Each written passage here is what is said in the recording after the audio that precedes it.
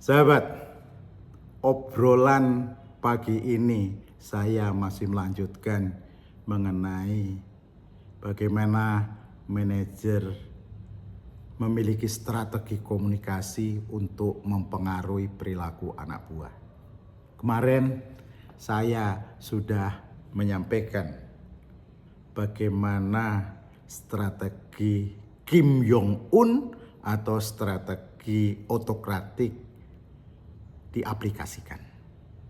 Saya ingin sedikit review bahwa strategi otokratik itu bisa dipakai kepada orang yang belum punya kemampuan kerja, orang yang tidak disiplin, orang yang selalu gagal, orang yang malas, orang yang sering alasannya banyak.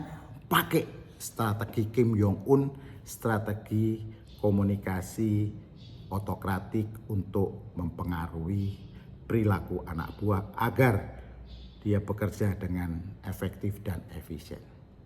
Strategi yang kedua hari ini yang ingin saya sampaikan adalah strategi Nelson Mandela, yaitu strategi demokratik. Strategi demokratik. Nah, strategi demokratik ini kepada siapa dipakai? Kepada siapa dipakai strategi Nelson Mandela atau strategi komunikasi demokratik? Pertama, kepada orang-orang yang telah memiliki kemampuan kerja. Orang-orang yang telah memiliki kemampuan kerja. Nomor dua, orang-orang yang telah memiliki motivasi dan percaya diri di dalam bekerja. Jadi orang-orang yang telah memiliki motivasi dan percaya diri di dalam bekerja.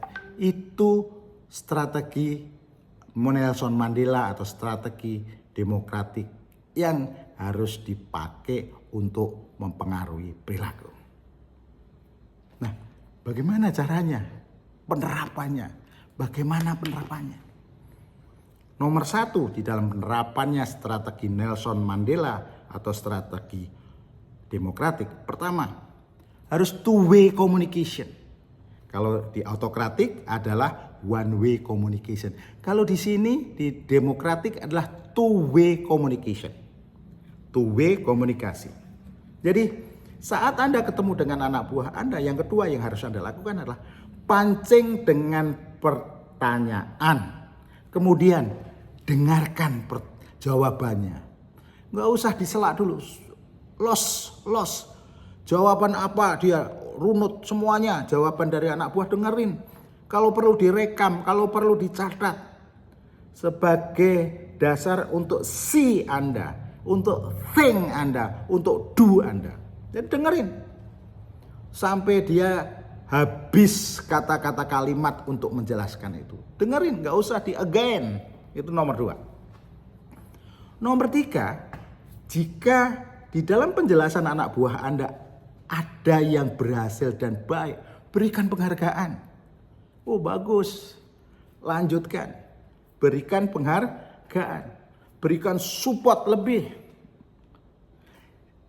Dari diskusi jawaban anak buah, apabila Anda lihat ada yang belum berhasil, Anda ajarin lagi. Kembali lagi yang belum bagus dengan konsep otokratik. Ya, konsep otokratik. Nah, strategi Nelson Mandela itu jika telah ada yang baik dan berhasil, berikan penghargaan yang belum dibangun lagi. Dengan strategi Nelson Mandela diberi tanggung jawab yang lebih menantang dan dilibatkan di dalam pengambilan keputusan.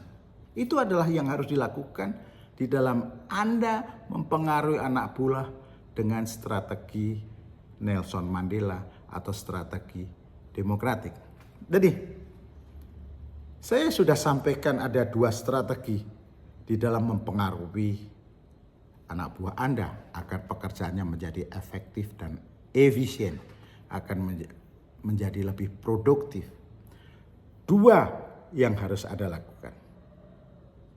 Dua yang harus Anda pakai, strategi otokratik dan strategi demokratik. Strategi Kim Jong Un dan strategi Nelson Mandela. Dua-duanya dipakai bersamaan. Kalau anak buah Anda sudah produktif, strategi Nelson Mandela yang besar, strategi Kim Jong Un-nya yang rendah. Artinya kepada orang-orang yang telah mempunyai kemampuan, strategi autokratiknya kecil, strategi demokratiknya yang besar. Kepada orang-orang yang baru bekerja, strategi autokratiknya tinggi, strategi demokratiknya rendah. Jadi dua-duanya dipakai untuk membangun anak buah, untuk mempengaruhi anak buah. Jadi saat Anda bertemu dengan anak buah, siapkan dulu skenario-nya, pakai dua strategi itu. Strategi autokratik dan strategi demokratik. Dua-duanya dipakai, dua-duanya baik. Pemakaian dua-duanya sangat tergantung dosis kemampuan anak buah Anda. Saya kira itu sedikit insight bagaimana manajer berkomunikasi untuk mempengaruhi perilaku.